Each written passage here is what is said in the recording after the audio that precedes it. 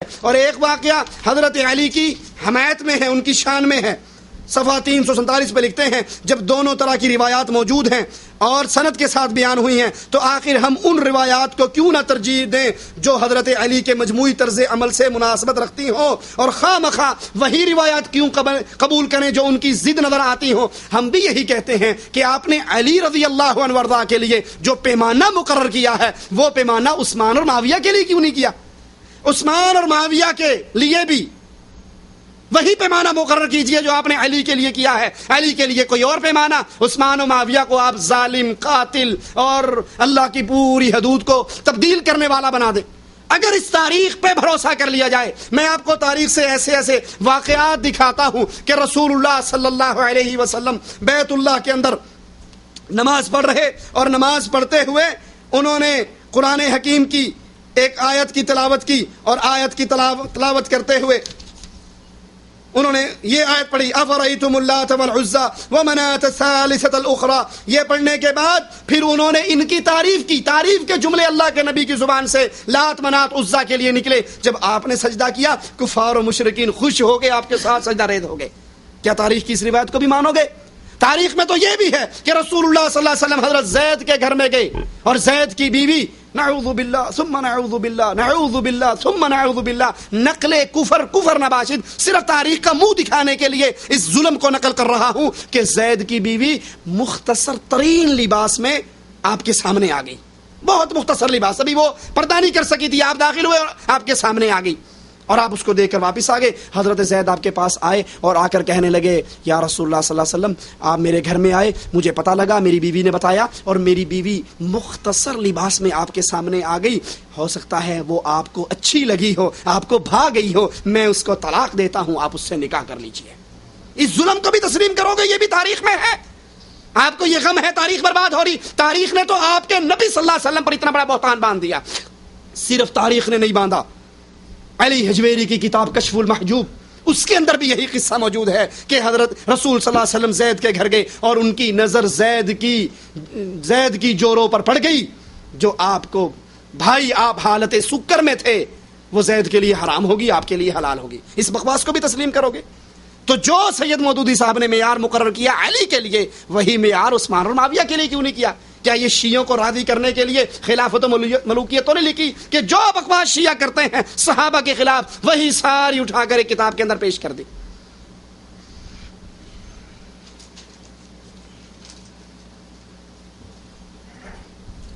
داڑھی کے بارے میں سوال ہے کہ اس کو بڑھانا چھوڑ دینا فرض ہے؟ یہ سنت ہے، لیکن رسول اللہ صلی اللہ علیہ وسلم کا حکم ہے، امر ہے، اور امر وجوب کے لیے آتا ہے، واجب ہونے کے لیے آتا ہے۔ آپ نے فرمایا واعف اللحى، اپنی داڑھیوں کو معاف کرو، اپنی داڑھیوں کو لٹکاؤ، وفر اللحى، اپنی داڑھیوں کو بڑھاؤ، زیادہ کرو، ان کو چھوڑ دو۔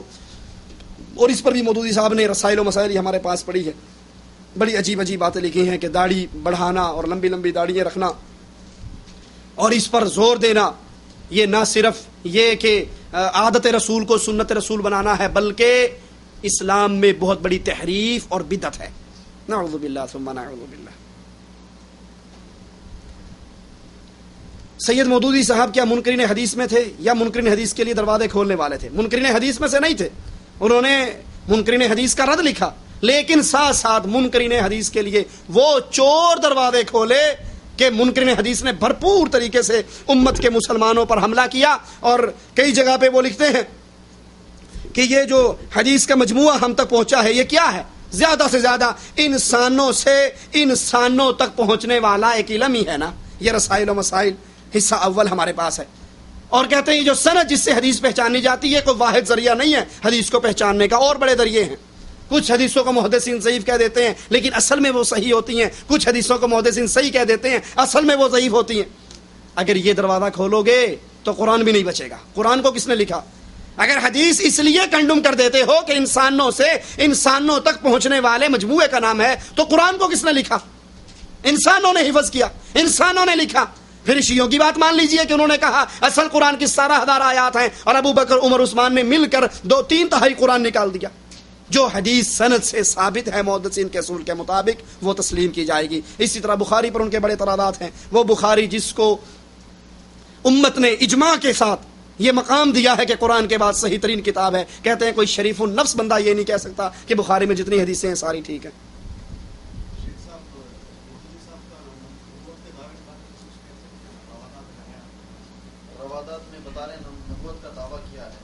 میرے علم میں نہیں.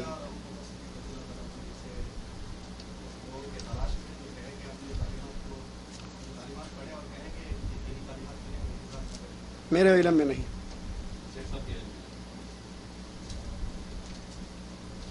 کیا جماعت اسلامی کے علاوہ تمام دوسری جماعتیں غیر اسلامی ہیں؟ بھائی کوئی بھی جماعت ہو، نام سے کچھ نہیں ہوتا. یہ نام تو آپ رکھ لو، میں رکھ لوں، کوئی بھی رکھ لے. جو جماعت توحید پر کاربند ہے، موٹا سا اصول یاد کر لیں. پہلی بات، لا الہ الا اللہ کو خود سمجھتی ہے، اس کے کارکن لا الہ الا اللہ کو سمجھتے ہیں، نمبر ایک. پھر اس لا الہ الا اللہ کی بنیاد پر اتفاق اور اتحاد اور اختلاف پیدا کرتے ہیں. ان کا اتحاد و اتفاق اس توحید کی بنیاد پر ہوتا ہے اور اس کی وہ دعوت دیتے ہیں. نہ وہ چندے کے لیے مشرکوں کو ساتھ لگاتے ہیں، نہ ووٹ کے لیے مشرکوں کو ساتھ ملاتے ہیں، نہ قربانی کی کھالوں کے لیے مشرکوں کو ساتھ ملاتے ہیں، نہ الیکشن میں سیٹوں کے لیے کبھی پیپل پارٹی سے، کبھی ایم آر ڈی سے، اور کبھی نون لیگ سے، اور کبھی قاف لیگ سے. کسی سے وہ اتحاد نہیں کرتے. وہ کہتے ہیں قولوا لا الہ الا اللہ. اس توحید کو مانو گے تو کام چلے گا. جو یہ عقیدے رکھتی ہے وہ اسلامی ہے، اور جو یہ عقیدے نہیں رکھتی وہ شیعوں کو بھی بھائی کہتی ہے، بریلویوں کو بھی بھائی کہتی ہے. وہ 1000 دفعہ نام جماعت اسلامی کا لیبل لگا لے، اس کے اندر اسلام نہیں ہے. اقامت دین کے لیے جماعت اسلامی میں رہ کر ہی کام کرنا ہے؟ بالکل نہیں. جب ان کی یہ باتیں اور یہ عقیدے دو ٹوک واضح ہو گئے کہ وہ شیعوں کو ان کے عقیدے اور مسلک پر باقی رکھتے ہوئے، یہ لفظ قابل غور ہے کہ شیعہ اپنے مسلک اور عقیدے پر باقی رہے اور پھر جماعت اسلامی میں آ جائے، یہ لا الہ الا اللہ کے تقاضے کے خلاف ہے. اہل توحید ایسی جماعت میں کبھی اکٹھے نہیں ہو سکتے جہاں پر اہل شرک اور اہل کفر بھی موجود ہوں. اہل توحید تو جہاں بھی ہوں گے صرف ان لوگوں کے ساتھ اکٹھے ہوں گے جو خالص لا الہ الا اللہ کے اقرار کریں گے اور اس لا الہ الا اللہ کی بنیاد پر محبت اور دشمنی کریں گے. وہ دشمنی باپ سے ہو یا قوم اور قبیلے سے.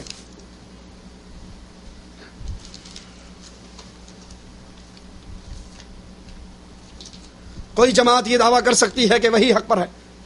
جو توحید پر ہے، رسول اللہ کی اتباع پر ہے، وہ حق پر ہے. جس نے ملاوٹ کر رکھی ہے وہ حق پر نہیں ہے.